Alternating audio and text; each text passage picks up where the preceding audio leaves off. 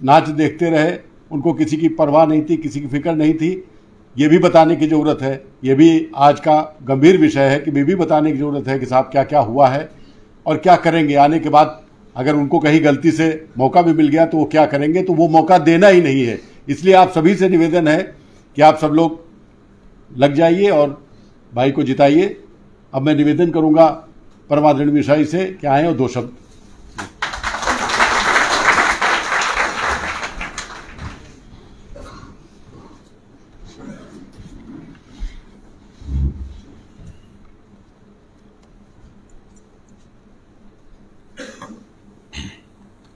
मंच पर उपस्थित बहुजन समाज पार्टी के हमारे सभी सम्मानित नेतागण, श्री कायम रज़ा जी, जिनको कि हमारी पार्टी की मुखिया सुश्री बहन मायावती जी ने अपना आशीर्वाद दिया है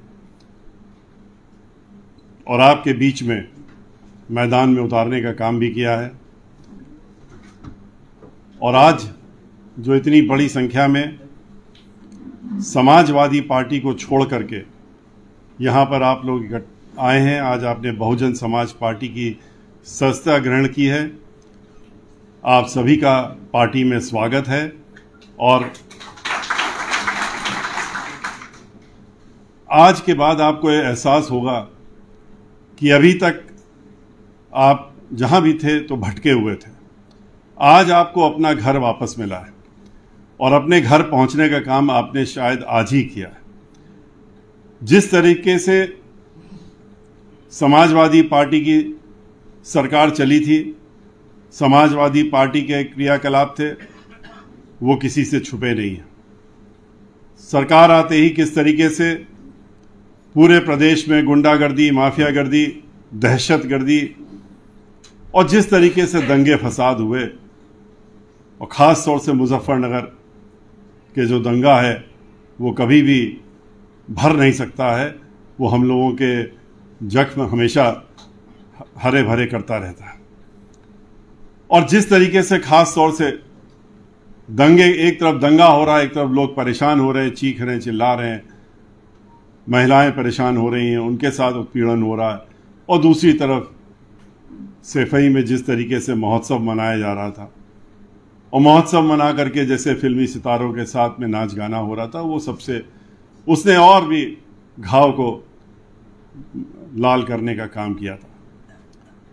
एक तरफ बहन मायावती जी की सरकार, एक तरफ समाजवादी पार्टी की सरकार, एक तरफ भारतीय जनता पार्टी की सरकार। भारतीय जनता पार्टी की सरकार के बारे में तो कुछ कहने के लिए है ही नहीं, इसके अलावा कि खाली उन्माद फैलाना, आपस में झगड़ा फसाद कराना, दहशतगर्दी करना, लोगों को डराना, धमका के रखना और जीना मुश्किल कर देना हर व्यक्ति का। इनमें और समाजवादी पार्टी की सरकार में बहुत कम फर्क है। और दोनों इसीलिए हम लोग कहते हैं अंदर से मिले रहते हैं, मिल करके ही योजना बनाते हैं।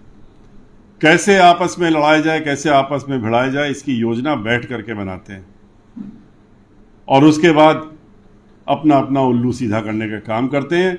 किसके बल पे, किसके कंधे पे? जो एक आम आदमी होता है जिसको कि मालूम भी नहीं कि पीछे क्या षड्यंत्र रचा जा रहा है, उसका इस्तेमाल करते हुए ये करते हैं। और बहन मायावती जी की सरकार जब थी तब देखिए, आज महिलाएं हर 2 घंटे में एक बलात्कार हो रहा है उत्तर प्रदेश में। क्या यही महिलाओं की सुरक्षा देने की बात की थी? किसान जो है 750 किसान मर गया खाली अपने प्रदर्शनों के दौरान में, 1 साल में, 1.25 साल में। लेकिन इस सरकार के ऊपर कोई असर नहीं है। कहते हैं मरते हैं तो मरते हैं, अगर ये अपना प्रदर्शन नहीं खत्म करते हैं तो इनका सर फोड़ दो। ये बयान भी आप लोगों ने सुना। और इतना मारो जब तक सर से खून ना निकलने लगे। और उस तरह से जब लाठी चली उसमें किसान की मृत्यु भी हो गई, ये भी सबने देखा। आज सारे जितने भी कामकाज और जितने भी जहां लोग नौकरी पेशा थे, चाहे अपना खुद का काम करते थे, धंधा करते थे, चाहे वो किसी भी कार्य में लगे रहते हों, उन सबके काम बंद हो गए, क्योंकि विकास जब होता है, चौतरफा विकास जब प्रदेश में होता है, हर तरफ काम होता है, तो हर तरफ रोजगार मिलता है और हर वो व्यक्ति जिसके अंदर हुनर है उसको कोई ना कोई काम करने का मौका मिल ही जाता है, वो घर में नहीं बैठ पाता। और ये अगर रहा तो सिर्फ और सिर्फ बहन मायावती जी की सरकार में हुआ, उसके अलावा न समाजवादी पार्टी की सरकार में। वहाँ तो उनके चुनिंदा कुछ ठेकेदार थे, उनको मिल जाता था, उसके अलावा तो किसी की पूछ होती नहीं थी। और भारतीय जनता पार्टी तो विनाश के अलावा उनको विकास का शब्द ही नहीं उनके शब्दकोश में है, खाली विनाश का ही शब्द है उनके शब्दकोश में, तो वो उनके यहाँ तो विकास की बात ही नहीं उठती। लेकिन बहन मायावती जी की जब सरकार थी उसको याद करिए, महिलाएं सुरक्षित थीं, किसान सुरक्षित थे, मजदूर सुरक्षित थे, काम धंधे वाले सुरक्षित थे, कोई हफ्ता वसूली नहीं होती थी, कोई फिरौती नहीं होती थी। रात के 2 बजे भी अगर किसी महिला को घर से निकलना होता था किसी जरूरी काम से तो निकल जाती थी, बगैर हिचकिचाए निकलती थी। वो जानती थी कि हमें कोई डरने की बात नहीं है, क्योंकि उसको मालूम था कि इस प्रदेश की मुखिया बहन मायावती जी हैं। और वो बिजली की व्यवस्था हो, सड़कों की व्यवस्था हो, आज तो सड़कें दिख ही नहीं रही हैं। 6000 मेगावाट बिजली उत्पादन होता था प्रदेश में, 13,500 मेगावाट पहुंचाने का काम बहन मायावती जी ने किया था। 2-2 कमरे के मकान मुफ्त देने का काम गरीबों को बहन मायावती जी ने किया था। लड़कियों को किसी भी जात, किसी भी धर्म के हो, उनको पैदा हुई अगर गरीब घर में लड़की, तो सीधे उसके घर में जाकर के 1 लाख का बैंक ड्राफ्ट दिया जाता था कि जब वो 18 वर्ष की होगी तो उसके पास 1 लाख रुपया, उसके पास इतना रुपया होगा। जब 1 लाख रुपया दिया गया है तो उसकी जब 18 वर्ष की होगी तो 20 लाख रुपए उसके खाते में जमा होंगे। और वो अपना जब हाई स्कूल करेगी तो मुफ्त में उसका पूरी पढ़ाई मुफ्त में, हाई स्कूल में उसको साइकिल, उसके बाद फिर और जब ग्रेजुएशन में जाएगी तो गरीबों जिस भी किसी भी धर्म का हो, किसी भी जात का हो, बहन मायावती जी ने उसमें भेदभाव नहीं किया। अगर वो कहती थी सर्वजन हिताय सर्वजन सुखाय, तो उन्होंने उसको अमली जामा भी पहनाने का काम किया। पूरे प्रदेश में एक भी दंगा फसाद नहीं हुआ। और क्यों नहीं हुआ? क्योंकि कानून द्वारा कानून का राज चलाना बहन मायावती जी को आता है। और दंगे फसाद तो ऐसे भी ये तो होते नहीं है, तो कराए जाते हैं, सबको मालूम है। तो कराने का काम जो लोग करते हैं वो तो यही 2 पार्टियां हैं, भारतीय जनता पार्टी, समाजवादी पार्टी। और बहन मायावती जी की जो सरकार आती थी तो वो चारों तरफ सुकून का काम होता था। और इसलिए आपको बहुत ही चौकन्ना रहना है। ये समझ के चलिए कि अब जो आने वाला समय है, मुश्किल से 1.5 महीना बचा है। दिसंबर के आखिरी हफ्ते में चुनाव की घोषणा हो जाएगी इलेक्शन कमीशन के द्वारा। जनवरी से चुनाव होने लगेंगे। तो आपके पास बचते कितने दिन है? 1.5 महीना। इस 1.5 महीने में ही आपको पूरी योजना बनानी है। आपने इतनी बड़ी संख्या में आकर के समाजवादी पार्टी को छोड़ करके और बहुजन समाज पार्टी की सदस्यता ग्रहण की है, और यह ठाना है कि हमको अब की बार कायम रजा जी को जिता के भेजना है विधानसभा में। तो इसके लिए घर बैठे बैठे काम नहीं चलेगा। अगर आप चाहते हैं कि आपकी अपनी सरकार बने, जहां आपकी अपनी खुद की हिस्सेदारी हो, अगर हिस्सेदारी नहीं देनी होती बहन मायावती जी को, तो उत्तर प्रदेश में जो अल्पसंख्यक आयोग बना था वो बहन मायावती जी ने ना बनवाया था, उन्हीं ने बनवाया था।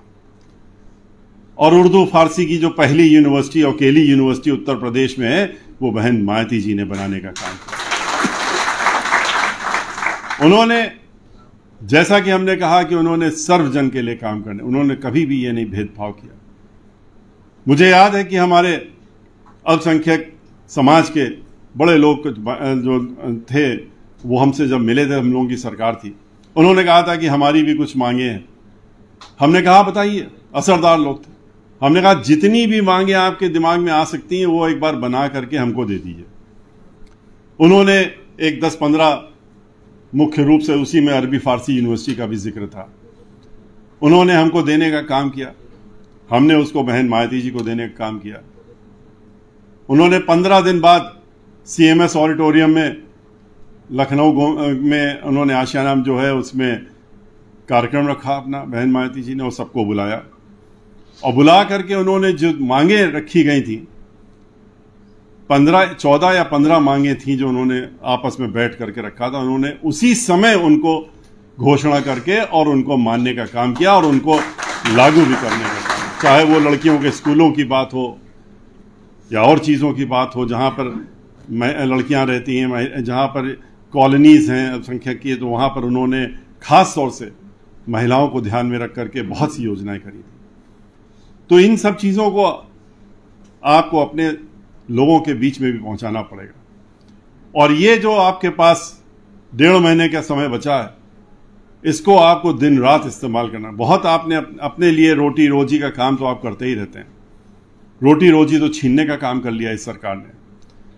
तो अब दोबारा से अपनी मजबूती लाने के लिए और समाज को एकजुट करने के लिए, एकता लाने के लिए, दोबारा से भाईचारा के लिए, और जिससे कि दहशत से लोग बाहर निकल करके एक सुकून की जिंदगी जी सकें, उनके दिमाग में डर फितूर ना रहे, ऐसा माहौल बनाने के लिए आपको ये तय करना पड़ेगा कि हमारे पास जो बचे खुचे ये 1.5 महीने बचे हैं, इसके 24 घंटे हर दिन के आपको अपने लिए देना पड़ेगा, अपनी पार्टी के लिए देना पड़ेगा, अपनी पार्टी को मजबूत करने के लिए देना पड़ेगा।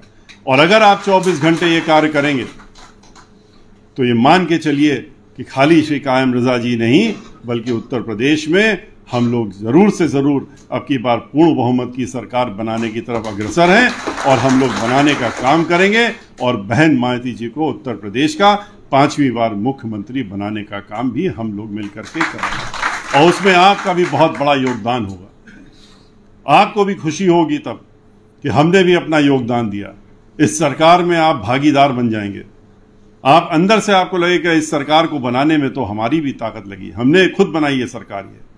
और जब ये आपको अंदर से एहसास होगा, दिल से एहसास होगा, तो आप खुद भी जानते हैं कि आपको कितना अच्छा लगेगा कि ये आपकी बनाई हुई सरकार है। तो इसलिए पूरी ताकत लगा दीजिए और जो इस तरह का जो माहौल बिगाड़ने का काम करते हैं, जो आपस में दोनों पार्टियां जो हैं और जिस पार्टी को आप छोड़ करके आए हैं, आप खुद ही देख लेंगे कि बहुजन समाज पार्टी एक ऐसी पार्टी है जो इन पार्टियों से हट करके है, क्योंकि ये मिशनरी है और ये एक पॉलिटिकल पार्टी की तरह से काम नहीं करती है।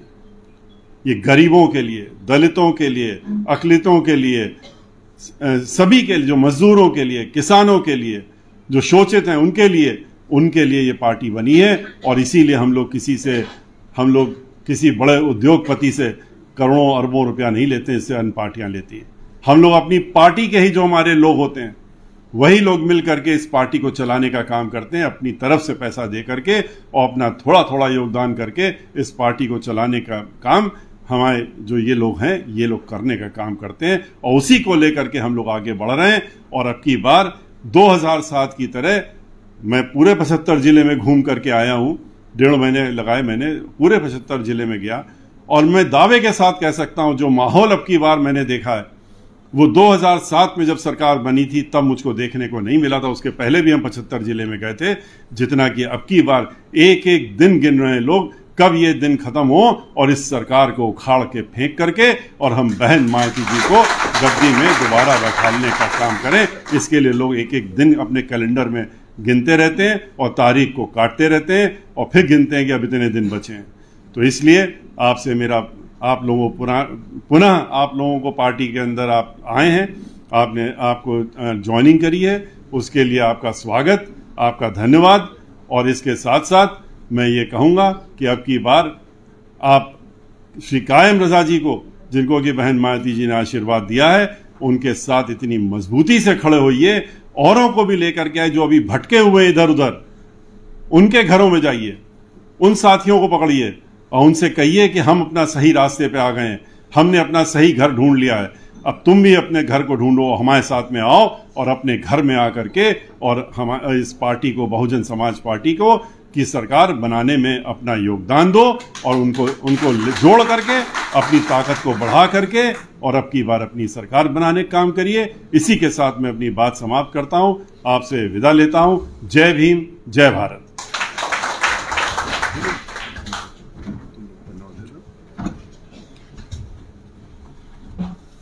बहुत बहुत धन्यवाद। अब आप सभी लोगों से सभा को विसर्जित करने से पहले सभी से निवेदन है कि आप सब लोग भाई कायम भाई को आशीर्वाद देने के लिए अपने दोनों हाथ ऊपर उठाकर इनको आशीर्वाद दें, इनका साथ दें, ताकि ये निश्चित हो जाए कि भाई कायम भाई 2022 में विधायक बन रहे हैं और इस सरकार के एक महत्वपूर्ण हिस्सा होने जा रहे हैं। आप सबके साथी हैं, आप सबके दिल में बसते हैं और ये सब हम लोगों के भी दिल में बसते हैं। तो आप लोगों का आने पर बहुत बहुत धन्यवाद। बहुजन समाज पार्टी ज्वाइन करने पर बहुत बहुत धन्यवाद। आपका स्वागत है। आप लोग हमेशा हमारे साथ रहेंगे। कायम भाई से जुड़े हुए हैं, कायम भाई यहाँ से जुड़े हुए हैं, तो आपकी कोई भी समस्याएं कुछ भी होंगी हम लोग उनको व्यक्तिगत तौर पर देखेंगे और व्यक्तिगत तौर पर उनका निवारण करेंगे। आप लोगों का पुनः बहुत बहुत धन्यवाद। बहुजन समाज पार्टी जिंदाबाद, जिंदाबाद, जिंदाबाद। बहुजन समाज पार्टी जिंदाबाद, जिंदाबाद, जिंदाबाद। आदरणीय बहन कुमारी मायावती जी जिंदाबाद, जिंदाबाद, जिंदाबाद। बहन कुमारी मायावती जी जिंदाबाद, जिंदाबाद, जिंदाबाद। बीएसपी की क्या पहचान? नीला झंडा हाथी निशान। की क्या पहचान? नीला झंडा हाथी निशान। बीएसपी की क्या पहचान? नीला झंडा हाथी निशान। मनीष सतीश मिश्रा जिंदाबाद, जिंदाबाद, जिंदाबाद। मनीष सतीश मिश्रा जिंदाबाद, जिंदाबाद, जिंदाबाद। बहुजन विचारधारा को घर घर तक पहुंचाने के लिए हमारे YouTube चैनल को सब्सक्राइब करें, लाइक करें, कमेंट करें, शेयर करें और बेल आइकन की घंटी दबाना ना भूलें।